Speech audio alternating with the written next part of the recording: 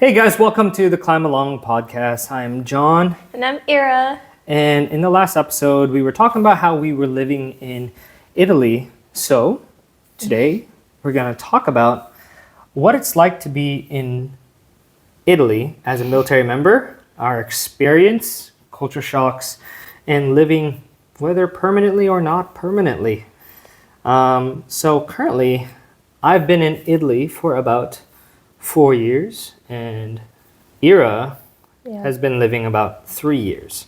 I came here July of 2021, and was it November? Yeah, somewhere there. November of 2022, exactly. So we're going to start with a fun question when it comes to living in Italy. So, my darling, what were your biggest culture shocks? And are there any good, bad, or funny ones? Yeah, so I feel like there's a lot of culture shocks that we could go through, but it being summer and super hot right now, my favorite one would probably be the AC.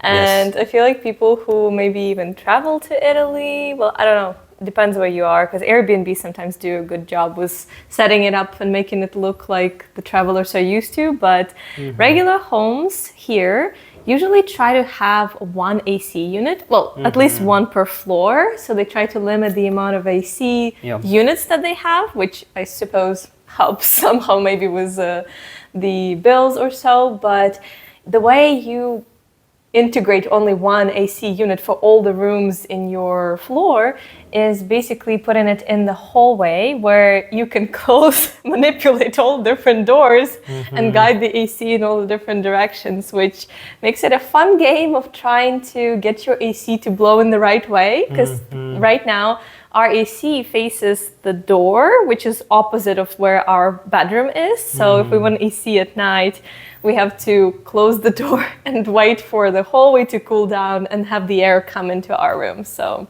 I feel like that is a very funny one. I wouldn't say I'm not from the States, so I didn't grow up having like AC in every room. And my parents didn't even have AC. They still don't. They're fine with that. So I didn't even have AC at all. But having one be in such a weird place is definitely a culture shock. Yeah, and currently, I know these are split AC units. In the States, they usually have like centralized ACs. Oh, yeah. So it comes out from vents, like maybe there's a vent right there, a vent up top. So it's a lot more even distribution of AC. But I think even when we were in Greece, they had a better way of AC. Like the split AC units, like you had a split AC unit in your room, and then there was a split AC unit in the in the main living room, and then a split AC unit in another bedroom. In another bedroom. Yeah, so that's the normal way I'm used to. Like if people would have AC, even in Ukraine, like where some of my family friends would have AC, it would be in certain rooms that they needed in. Usually, at least they would have one in the living room, that kind of, main place you stay during the day, during the hottest time of the day. But not in the hallway. Like that's definitely a very Italian system. And I know it gets a lot of people surprised about it when they just move here. Yes. But I'm glad that we have AC. I know that when I was in Colorado, we had no AC whatsoever. We had ceiling fans. You guys can't see it right now, but we have ceiling fans here and ceiling fans over there.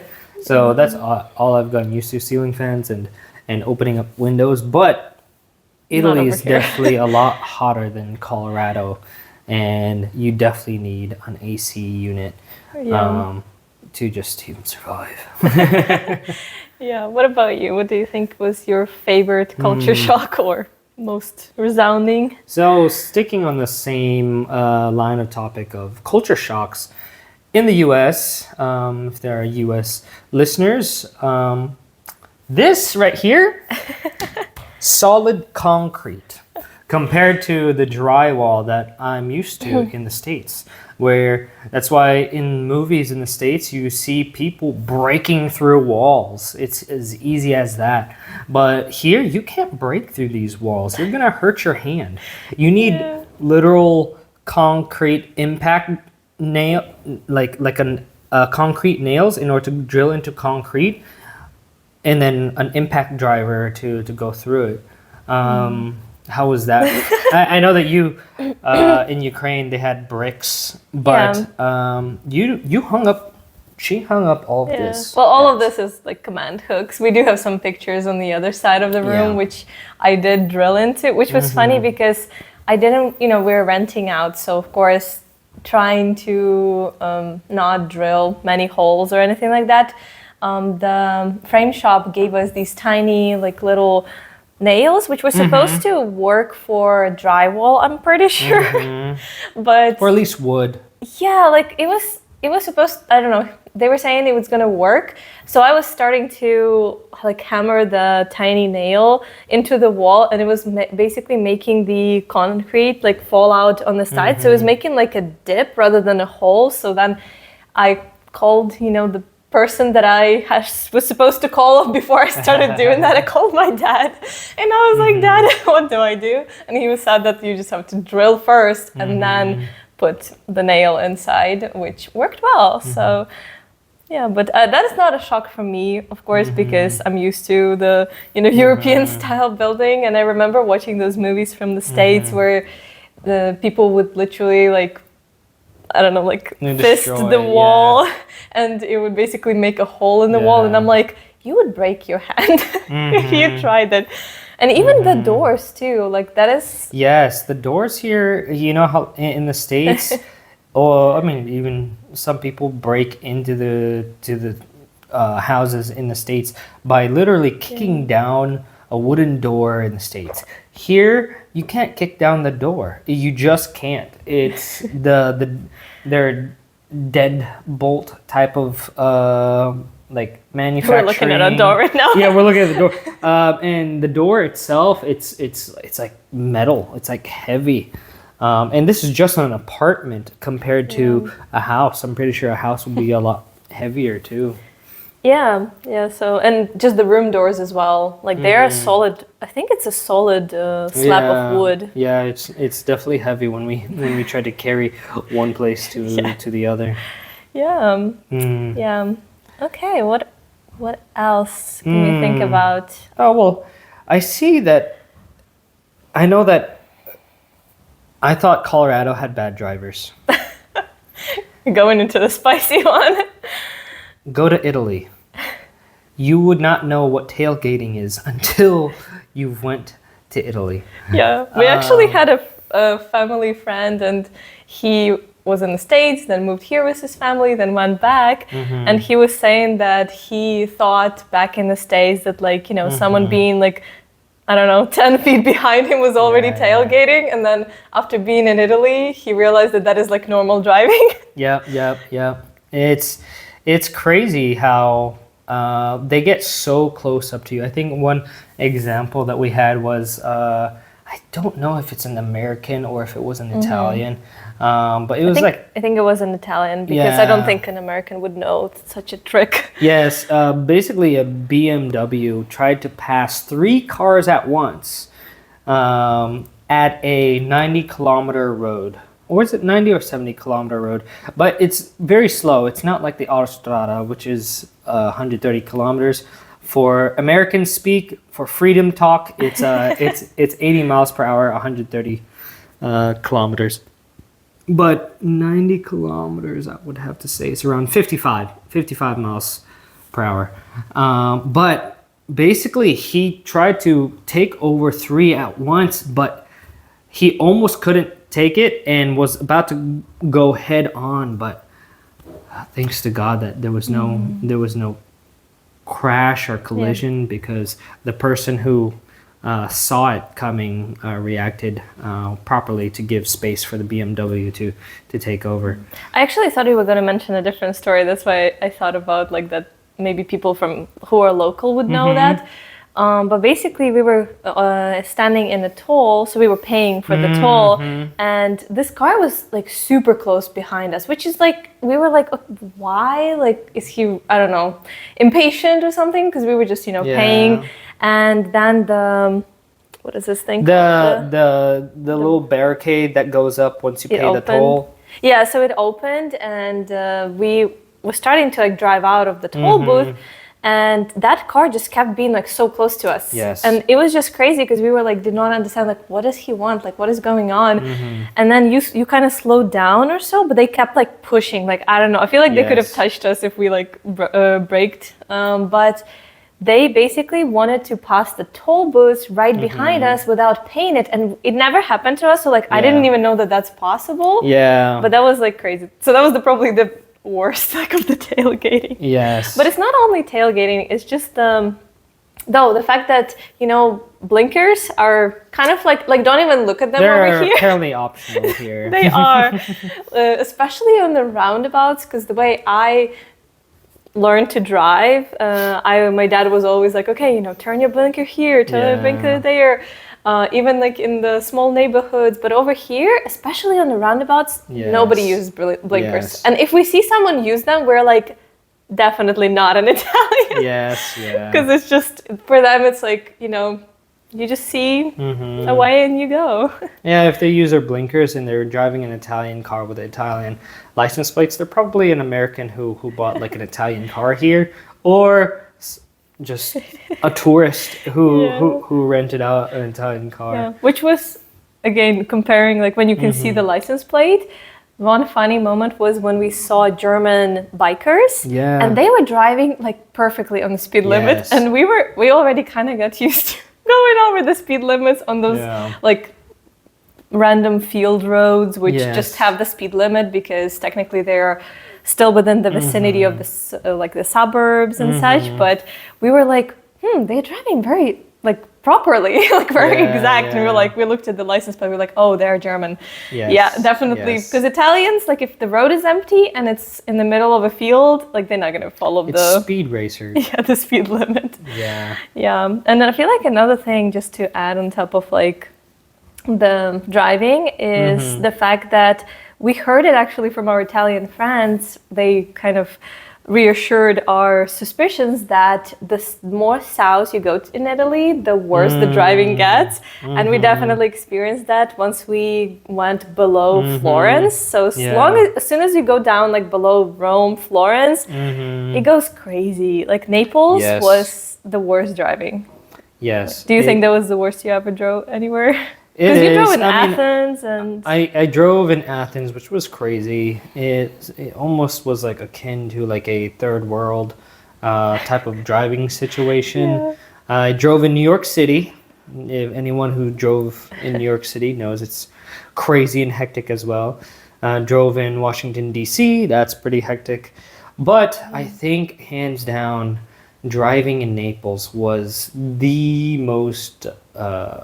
scariest thing. Like I like even being the second time when we went to Naples, we took an Uber everywhere, and the driver was like talking on the phone, yelling and honking at the same time while trying to pass through crowds of different pedestrians and pedestrians not following the crosswalk sign. Usually they do. But as the further south you go, it gets crazy, especially in Napoli. And maybe that's a little transition place to one of the best and worst places that we went to, Italy. And I definitely gotta say one of the worst places that we went to, and I don't want to go back to unless we needed to. Which we did need to. Yes, so was Naples. Maybe that affected our experience because we needed to go to the embassy for the US paperwork for me. And it was kind of like a forced trip, so we weren't necessarily like planning a lot of things, but it's definitely not our vibe. I don't really use that word, but it really is. It's just... I feel like we like beautiful cities. Like Florence was beautiful. Like even though it's crowded and we really don't like crowded cities, but it's just the architecture, just the feel you get in the city is so beautiful. It feels more sophisticated in a very busy city, you know? Naples just feels like, it feels like you can see that it's has crime because over here, you know, like people have gates and such. Like we have a gate in our apartment complex, but it's basically like regular. Sometimes the gates are so low that like they're kind of just there, just to be there, but you can like step over it. But in Naples, it's like, Yeah. I don't know how, 6 feet, It's right? it's like a large gates. I think they were like some were spiked too, just to discourage robberies or Yeah. home robberies. People jumping over the fences and such. Like mailboxes were like there was specific like placing of them. Right. Like over here, anybody can come up and open our mailbox. Like Yeah. it has a lock, but we never lock it. Yeah. So anybody can kind of open it, but over there they like you could see that like no like mailboxes didn't have locks, like they just were kind of, there was a hole in the wall. You could Yes. see that it's like a space for a mailbox. You would drop the ladder and it would kind of go down, and then the opening is already like behind the gate where you can't even like Yes. reach to. Yes. Yeah. So that kind of gives you that feel of like, okay, it kind of looks like people are trying to have a little more security, which Yes. wasn't the best impression. But I mean, I understand why people go there. I mean, it has good museums to visit. It has, of course, the Pizza nature. Napoletana, the very fluffy type pizzas, which are rated 100. Out of which it's usually rated 100, like #1 in the world. Usually Pizza Napoletana, but other than the pizza, You wouldn't go. Naples is like a 2 out of 10 for us. Yeah. Don't go. Okay, so what about the favorite places? I think our favorite place, and I know for sure our favorite place is none other than Cime de Lavaredo. Cime de Lavaredo is it's called the Three Peaks mountain, where it has like these 3 different chimneys, and it has nice refugios, which are basically like little Cafe hotels. cafe hotels, mini cafe Mm-hmm. hotels that people are able to basically book and sleep, or if it's just hikers in the morning time, you can stop at the cafe, get some food, and then continue your hikes. Yeah. This is unheard of for most, that I know, for most hikes, where you're able to hike, take a break, Have like a full meal at some of them. Exactly. Like a beautiful meal too. Beautiful meal. I think we had like even some very unique, like almost like a high level restaurant dishes in some of those. I mean, of course it did cost a bit because Yes. they do have to bring it there, usually on some type of Usually some horse or some like some back road type Yeah. vehicle. Yeah, but it's one of my favorite things here. I don't know. I mean, I think over Europe you would find such places, but in Yes. Italy it's really common. Like Very. a lot of the very popular hikes, like you would have at least one of the refugios on the way, which is so nice Yes. because, you get to rest there. Or even if you're not a big hiker, sometimes some of them are very accessible, or they're at the Yes. kind of at the first quarter of the hike, so you can just like Yes. take a little nice stroll and enjoy it. But Yeah. Cime is definitely the best. We went there like so many times. I think for me personally, I think I've went to Cime at least 2 or 3 times more than you, my dear. Yeah. So I think this year I might hit the 10 times I've visited it mark. Yeah. Yeah, and we haven't traveled to the south of Italy, so we can't really speak about that. So we kind of been at the middle, like Naples is definitely the farthest we've Yeah. gone to. We wanted to go to Puglia at one time, but I think Naples really ruined our view in southern Italy. So southern Italians, mi dispiace, which means I'm sorry.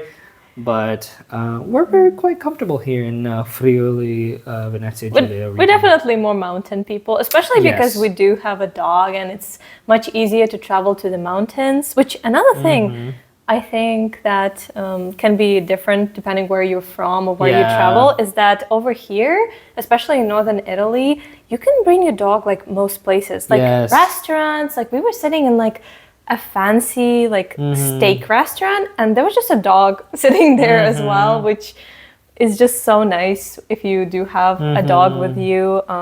Like most like most hotels, Airbnbs. Well, Airbnbs is like depends. Yeah. But most hotels would take dogs, and they were always so nice Yeah. to us. And they sometimes don't even charge extra, or like it's like Right. 15 euros for the whole stay or something. So that is definitely nice. Italy is so pet friendly. You walk around, even if there are stray cats or maybe cats that go outside the home. There's literal assigned locations of like bowls of water, or maybe even like little huts, so that like they're not strays. You hardly see any strays here in Italy, just because Italy is a very pet friendly place. They have a lot of restrictions and a lot of regulations. At least in our area. Yes. I think we have stray cats, but I haven't seen stray dogs. I think I saw dogs on the loose sometimes in our neighborhood, but I think they're not stray. Yes. Now and then. Yeah. All right.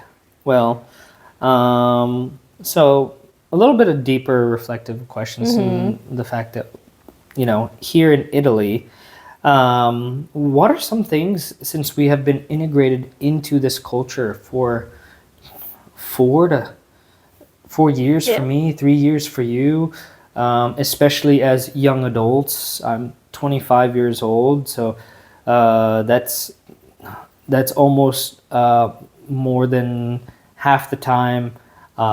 It is the most time I've been ever since I've left my parents' house. And for you, it's been the only thing for you, except for Greece. Like long term. Exactly. Yeah. So when it comes to Italian culture, what would we keep in our lives and what would we avoid? Yeah, so I actually really like this question when I was thinking about it. One of my Italian friends, she recently said one thing that kind of stuck to me, because she moved to Switzerland, so she also had some culture shocks. Even though it's literally borders Italy, there were a lot of culture shocks that she experienced.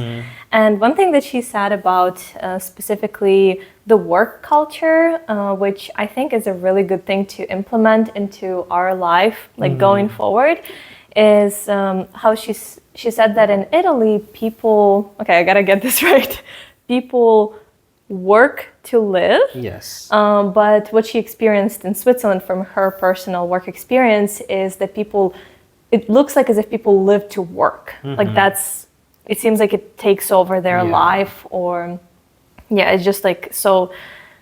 They're so focused on it, but in Italy, people, use their work in order to enjoy their life.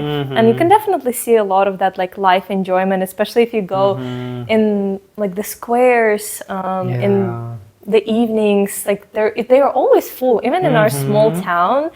And it's not really Americans. Like I mean, of course there are Americans because they live here, but it's just the Italians. Like the cafes are always so welcoming. It seems like you're walking into like a family business whenever you walk into these old cafes, and like they're just greeting the like their longtime customers, like as if they're family, and they have chats and all of that. So I definitely enjoy that work-life balance, and trying to keep that in our life, keep that reminder that we don't live to work.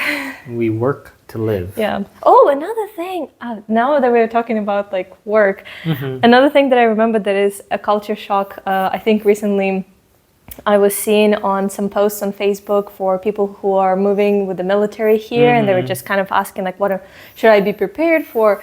One thing about like work-life balance is that Italy has a holiday, which I hope we explain it well. Sorry to any Italians if we don't understand it. This is just the way our experience was with it.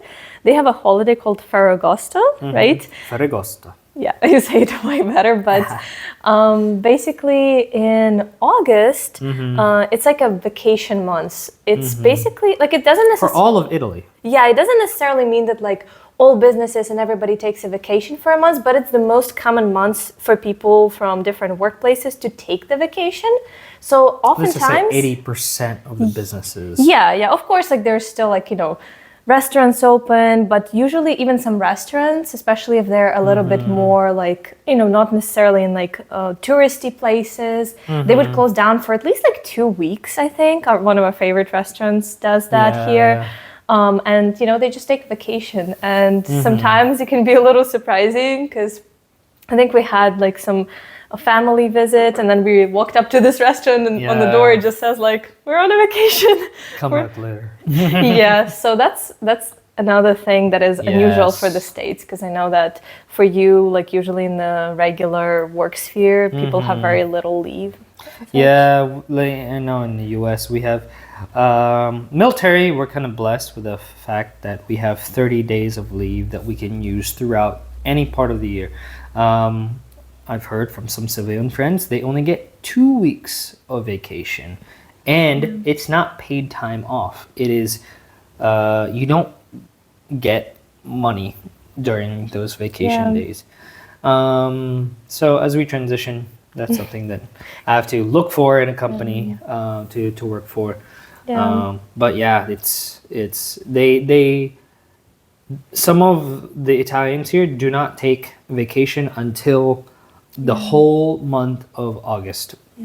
Which kind of is cool, because that's the best months to travel to the beach and just have that family time. But you definitely have to be ready for that. Yes. More so, I don't think as a tourist much. I mean, I don't really see like a lot of places like being impacted for tourists. But if you have regular like home chores to do, like you want to book a technician, or maybe you want to do like the dry cleaning, like those places will probably be closed. Your AC goes out, you gotta wait till September. Yeah, sometimes, or you gotta really look for someone. Yes. Yeah. Yes. Other ones, I know that we would like to keep the very openness and loudness of Italy, because it's just so friendly, the way that you walk down the street and I could just say buongiorno and someone would say buongiorno back, or you go into a store, you say ciao, and then they'll say ciao back.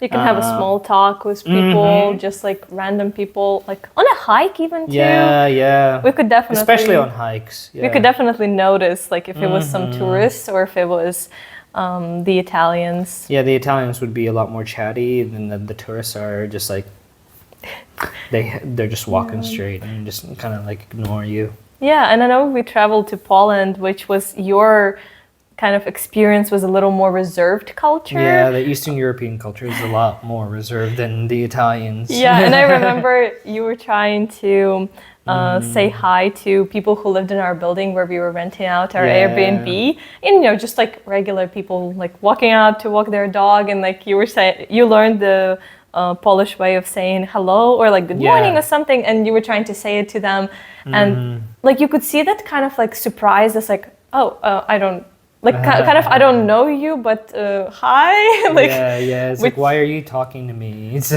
Which if you do that in Italy, that would like people would most likely, again, there's always different people, but most likely they would be very welcoming. Yes. One of the good things also that we would like to keep is food habits. Yes. Their food habits, everything is so fresh, everything is so organic.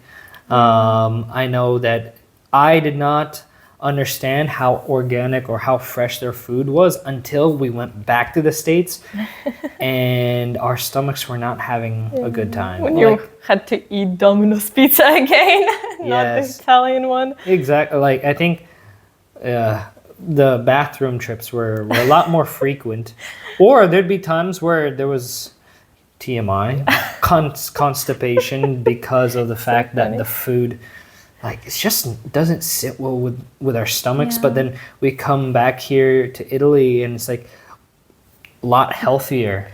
And just the ingredients and everything. Like I can buy bread in the store and it's basically like a few ingredient bread. Like it doesn't have, I mean, of course they have the one that is like gonna stay in your home for a while. Like there is the packaged, preserved kind of one, but there's a ton of fresh baked one, which tastes like as if you baked it in the home. But I feel like one thing that surprised me is that from a lot of the American community, I would hear often, especially around the holiday season, like either Thanksgiving or like in December, like the Christmas, just New Year's, and a lot of people who travel to see the family and have celebrations would be talking about like stomach bugs and all of that. And I remember asking my mom, I was like, Mom, like I don't really think like I remember our family like struggling that much with just stomach issues. Yeah. I don't know, maybe it is the overall issue of just, over a long time your body's just not able to, I guess, handle the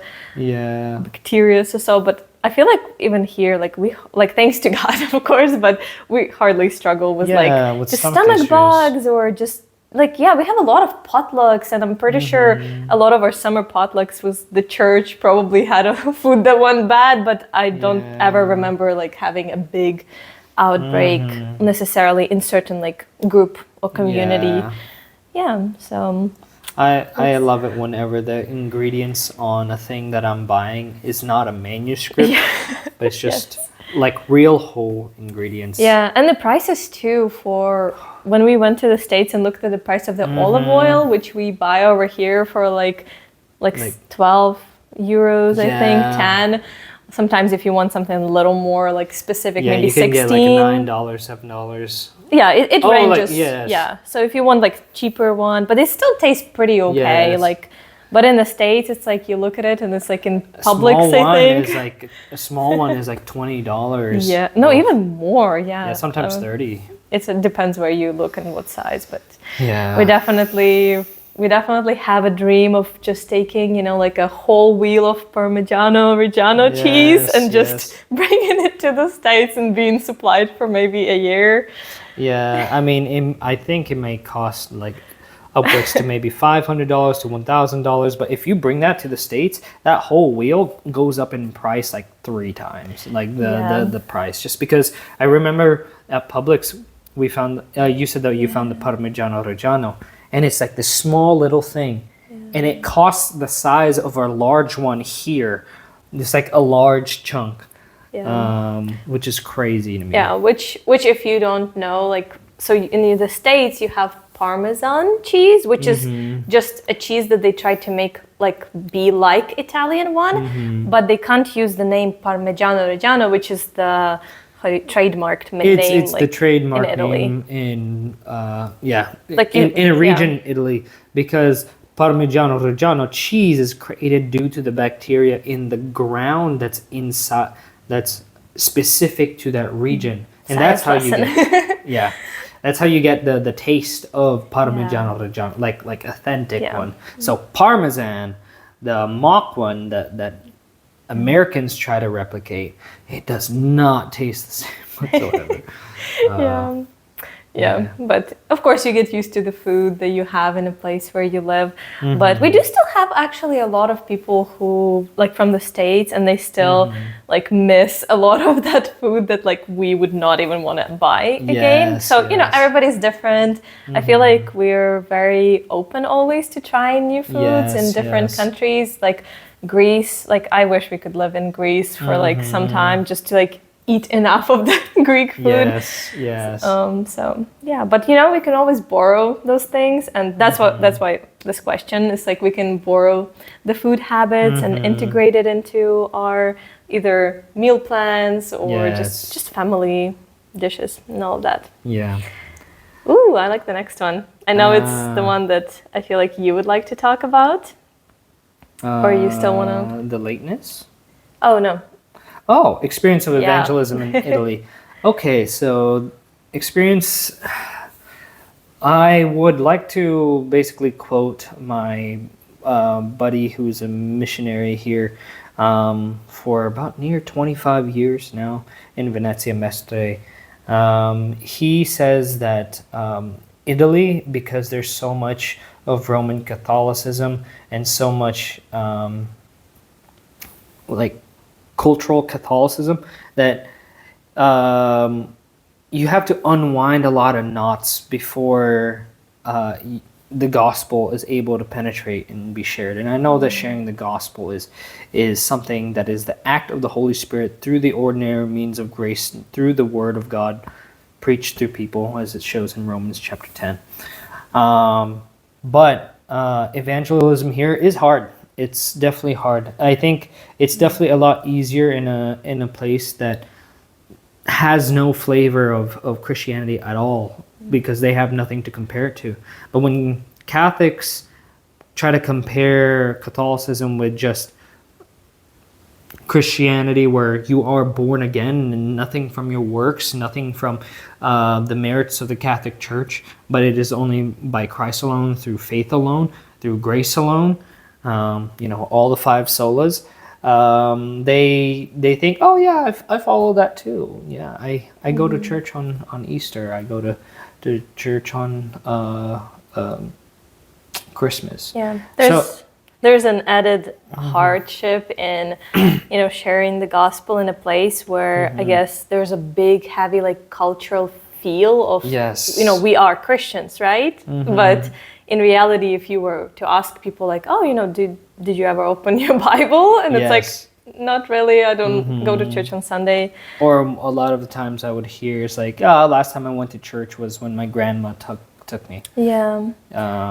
But I feel like a lot of, because I know that there was a website that we were checking and it had basically the spread of the gospel around the globe, and Italy was like in a really, like I think like a yellow zone, like a really good, spread of the gospel. But I feel like that's something that a lot of people may not know about European countries, because, you think that like, oh, well, they have access to the internet, there's churches there too, but in reality, like, it's actually way less because, of course, we have a lot of Catholic Church, but a lot of just cultural believers who, may not even know, may not have even heard the gospel. Right, exactly. Yeah, and what is your experience with like the good, sound biblical churches here? Like, what do you think? The good, sound biblical churches here are surface level good at best. And I'm talking about like the Protestant ones. The ones that we met. The ones that we met. We don't know all of them. Yes, but there is a lack. There's definitely a lack, and there is definitely a need for the gospel here in Italy. Yeah. There is a strong, sometimes even urgency, because people believe that they're going to heaven, but in reality they're going to hell. Or people believe that they're going to work themselves through purgatory, but in reality, they're going straight to hell. So the lack of biblical churches here is dire.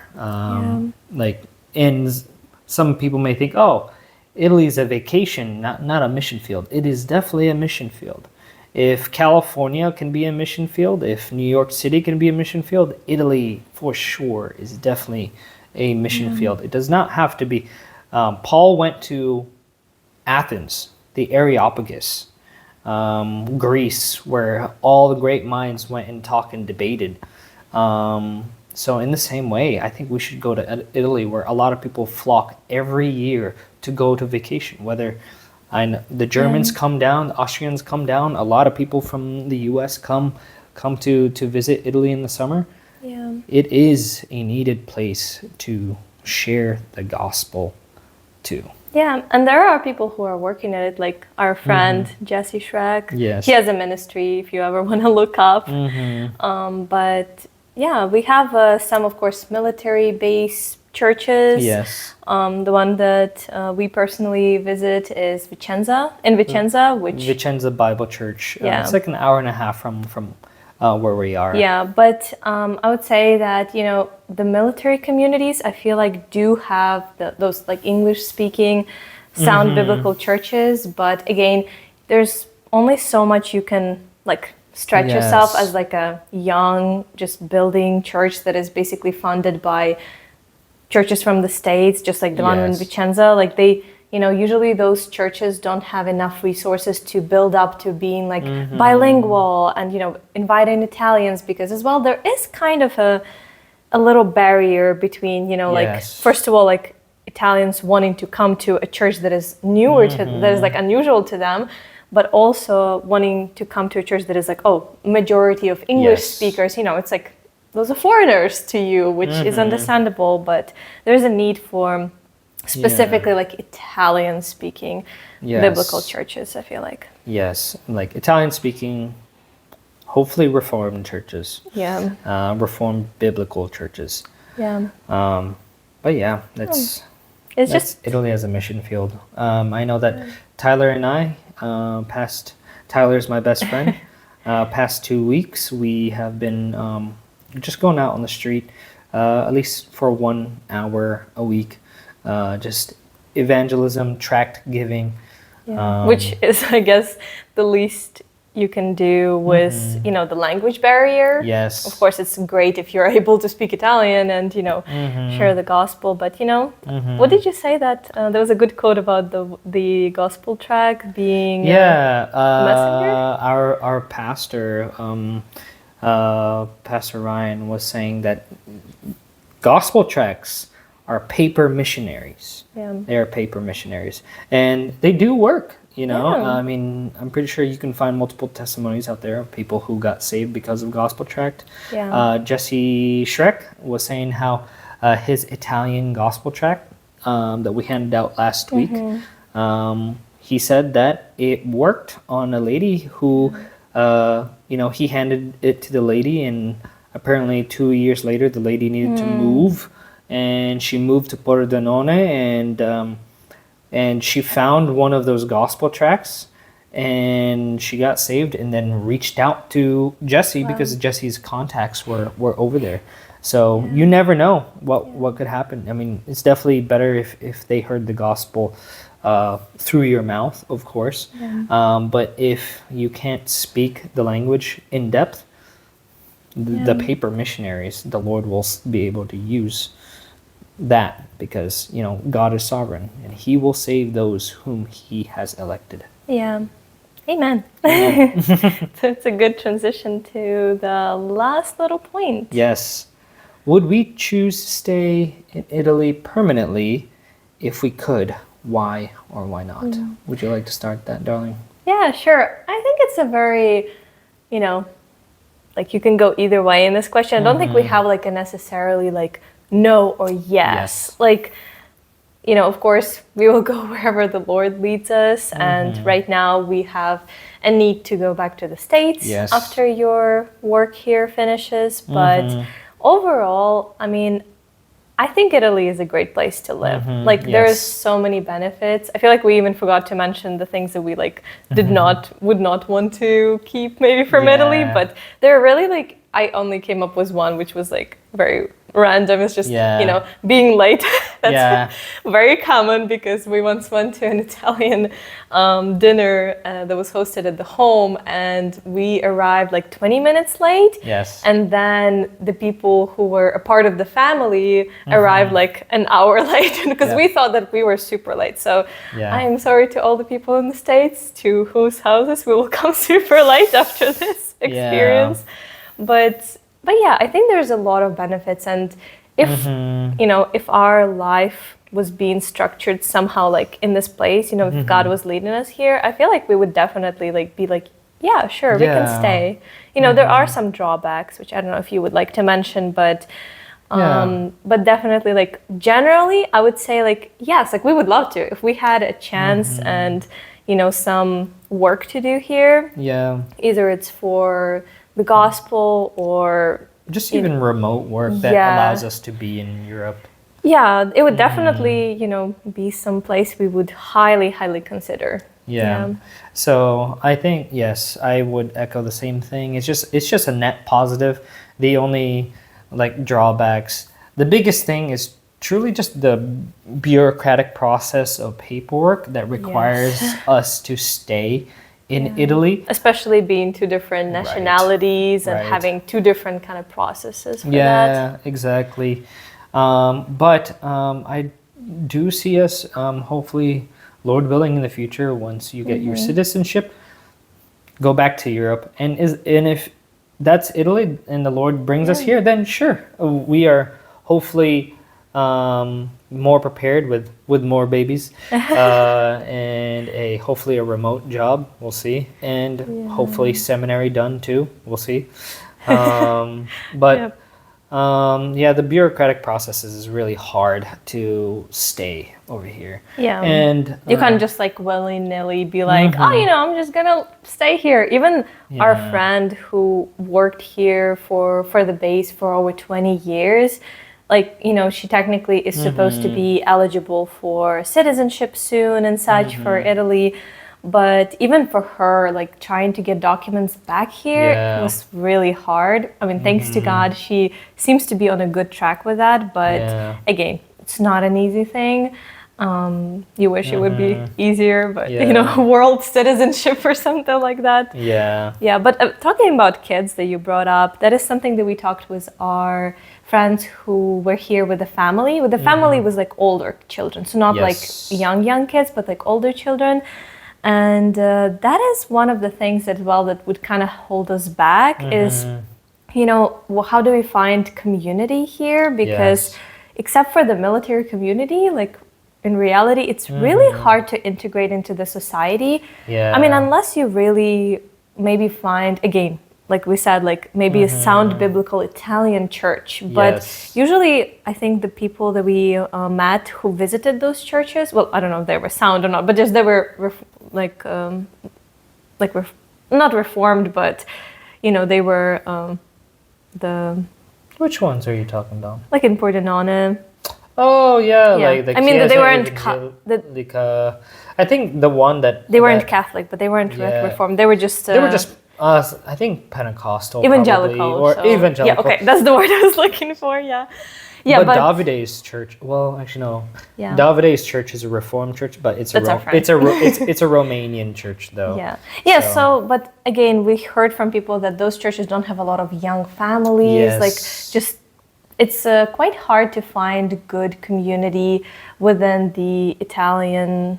Like just trying to integrate into that society, unless, of course you put your kids into school. But we heard some stories that like some people were even having hardship like integrating into the school because, they don't have an Italian nonna, which is the grandma or so. Like, their life is different. And it is, even though it's a very welcoming society, especially to like people visiting and, staying here. But if you want to really just integrate fully, you would kind of, I feel like the best examples we saw was just people who, had family ties, like got married to an Italian family. Like that is different because you kind of have a tie already.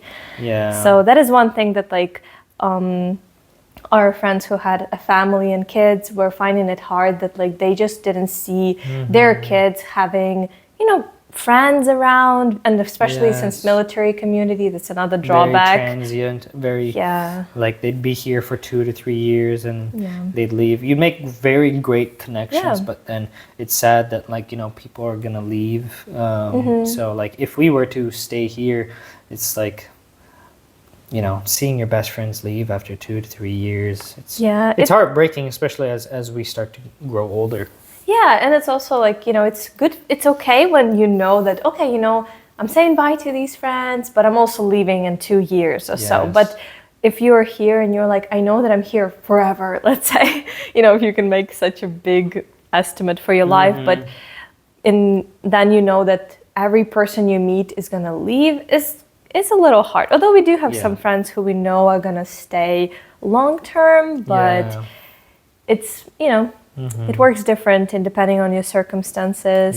So, but that's just the fact of living in a different culture which you are not from. Like you can't fully integrate into it. There's always going to be something that is going to be, different and some little things that are not gonna work out as the way it would if you were in your own culture. And I think we do well when it comes to, you and I do well to assimilate to a new culture, but these are things that we can't just ignore, only prepare for if the Lord calls us back here. Well, that was pretty fun. I hope you enjoyed listening to our ramble about all the different Italian things. So that's everything when it comes to us living in Italy and all things Italy, our experiences. Let us know in the comments below if you got any questions about Italy, or maybe comments about if anything offended you, like the Southern Italians. Again, mi dispiace. This is just our experiences, but honestly, about like we do have some Italian friends that did tell us that Northern Italians and Southern Italians kind of have a little like tension between them. So if you want to press the thumbs down button, press it. twice. Yeah. But other than that, please share, comment, like down there. It would be a good help for us to get this podcast to be spread and just get it out there. And if you are maybe a military family listening to this on your way to Italy or just expecting to move, you know, I would say that you should be excited for it. Yes. Have the right expectations. Definitely ask questions. I see people asking a lot of very specific questions. Like people would literally be like asking like, okay, where do I find like the news about some dangerous events in this area or something like that, or what do I expect in the summer heat, or ask questions. And I think you can have a great experience in living in any country if you come to it with the right mindset and in the right headspace of knowing there won't be what you expect, but knowing that there is always something beautiful to learn from every culture. Amen. Awesome. Well, thank you guys, and please see us in the next episode. Ciao. Bye.